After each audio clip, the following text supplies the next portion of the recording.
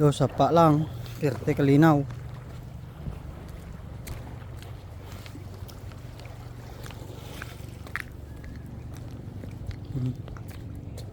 Naulinaw kayo. Itong daedge oh. Tarararatatat, taratatatat, taratatatat, tarat. So andito na kami guys sa mga batuhan, naglalakad. Maglakad kami mga abot yata ng mga 10 to 15 minutes yung lalakarin namin. Exercise muna dito sa madulas at saka mga matalim na mga bato, yung mga sisipa oh.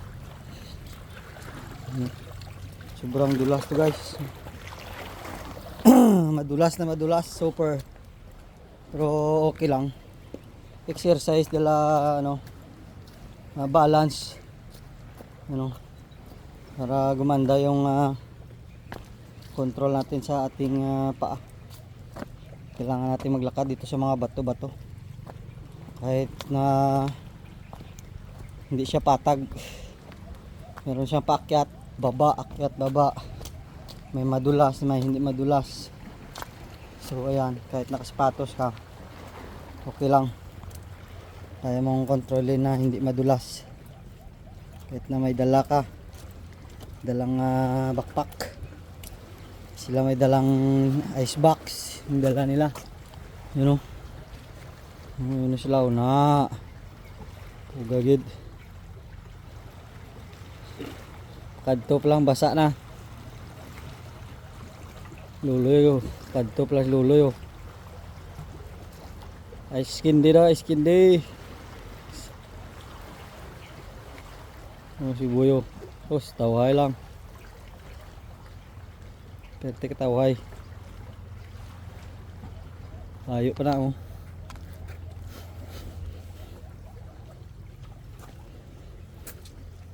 pintol tadalala. Dua bala ka ay sila binakal. Dua ka kuan. Dua ka putos di pila to ka kilong isa, dua o 3 kilo. Ang isa ka putos sa kamgid. Tapos may pa sa kilo nga psayan. 3 kilo nga kanon. Baldagid. Danlog pagitabi. Trailing gid. Is trailing.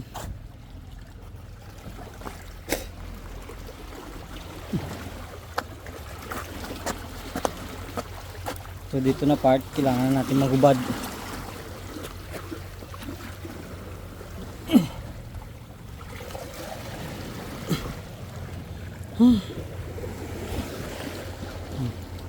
So way na sila, doon na sila. Kaabot na siguro yun. Kailangan natin ditong tumakbo. Dapat hindi pa nakalating ng tubig. Abot na tayo dun.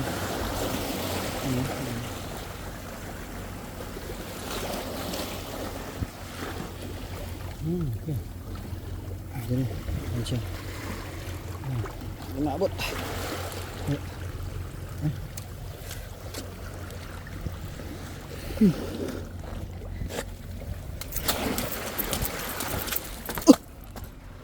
So naabot tayo ng tubig. Yan basa yung sapatos natin. Abot tayo ng tubig. Basa yung sapatos natin. Yan, dito na tayo sa baba ng daedge. Na-try natin dati na tapunan pero walang isda dito. Ganda sana dito. So walang isda. Doon sila, dalawa. Yun. Nagtitinda sila ng ice candy.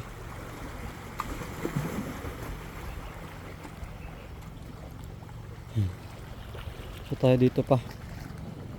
Takbo tayo dito. Hmm.